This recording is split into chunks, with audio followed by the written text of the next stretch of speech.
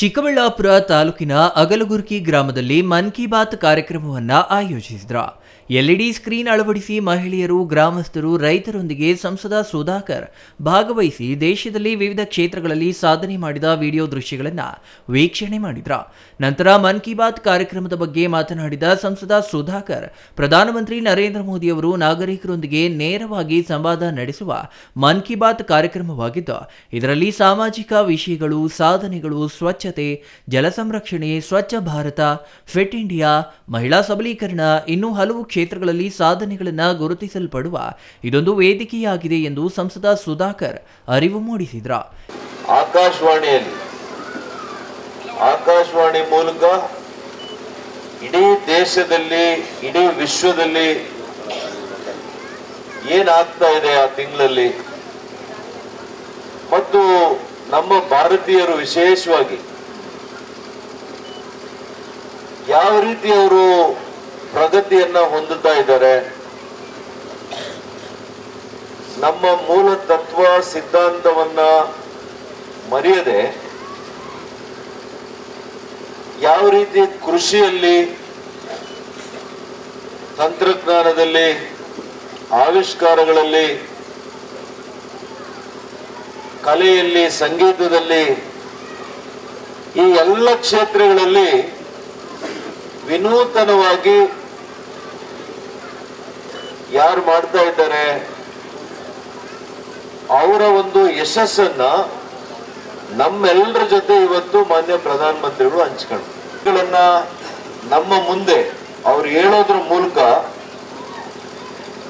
ನಮ್ಮನ್ನ ಪ್ರೇರಣೆ ಮಾಡುವಂತಹ ಸಂಕಲ್ಪವನ್ನು ಅವರು ಹೊಂದಿದ್ದಾರೆ. ಅವ್ರು ಮಾಡ್ತಾರೆ ಅಂದ್ರೆ ನಿಮ್ಮಿಂದನೂ ಸಾಧ್ಯ ಇದೆ. ರೈತರು ಒಂದು ಭಾಗದಲ್ಲಿ ಏನಾದ್ರೂ ಬೆಳೆದಿದ್ರೆ ಅದು ನಿಮ್ಮ ಭಾಗದಲ್ಲಿ ಕೂಡ ಬೆಳಿಲಿಕ್ಕೆ ಸಾಧ್ಯ ಇದೆ. ಇವತ್ತು ಸಂಗೀತದಲ್ಲಿ, ಕಲೆಯಲ್ಲಿ ಅನೇಕ ಕಲೆಗಳನ್ನ ನಾವು ಮರ್ತೋಗಿರ್ತೇವೆ.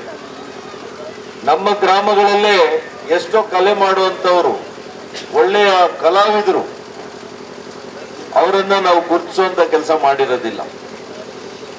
ಆದ್ರೆ ಇವತ್ತು ಪ್ರಧಾನಮಂತ್ರಿಗಳು ನಾವು ಗುರುತಿಸದೇ ಇರ್ತಕ್ಕಂಥ, ನಮ್ಮ ಭಾಗದಲ್ಲೇ ಇರ್ತಕ್ಕಂಥ ವ್ಯಕ್ತಿಗಳನ್ನ ಅವ್ರಿಗೆ ಮಾಹಿತಿಯನ್ನ ಕೊಟ್ರೆ ವಿಶೇಷವಾಗಿ ಈ ರೀತಿಯಲ್ಲಿ ಮಾಡ್ತಾ ಇದ್ದಾರೆ ಅಂತ ಪ್ರತಿ ತಿಂಗಳು ಇಡೀ ದೇಶಕ್ಕೆ ಪರಿಚಯ ಮಾಡುವಂತ ಕೆಲಸ ಇವತ್ತು ಪ್ರಧಾನಮಂತ್ರಿಗಳು ಮಾಡ್ತಾ ಇದ್ದಾರೆ. ಇದಕ್ಕೆಲ್ಲ ಕೂಡ ನಾವು ಹೆಮ್ಮೆಯನ್ನ ಪಡಬೇಕು. ಒಬ್ಬ ಪ್ರಧಾನಮಂತ್ರಿಗಳು ಒಬ್ಬ ಸಾಮಾನ್ಯ ವ್ಯಕ್ತಿಗಳ ಬಗ್ಗೆ ಕೂಡ ಇವತ್ತು ಇಡೀ ದೇಶದ ಜನರಿಗೆ ಇವತ್ತು ಅವರು ಪರಿಚಯ ಮಾಡುವಂತ ಕೆಲಸ ಮಾಡ್ತಾ ಇದ್ದಾರೆ.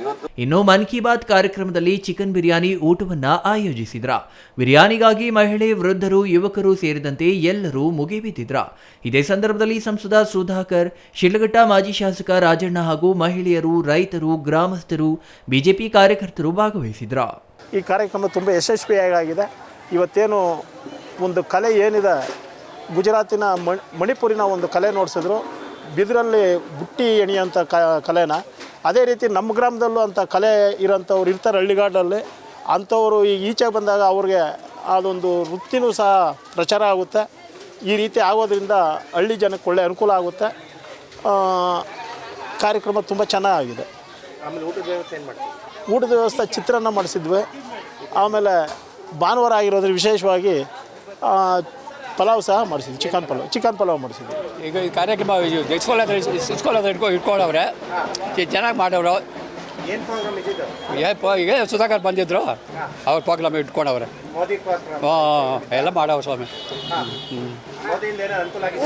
ಅನುಕೂಲ ಸ್ವಾಮಿ. ಬಿರಿಯಾನಿ ಮಾಡವ್ರೆ, ಚಿಕನ್ ಬಿರಿಯಾನಿ. ಬಿಸಿ ಇದೆ, ಚೆನ್ನಾಗಿದೆ ಸ್ವಾಮಿ.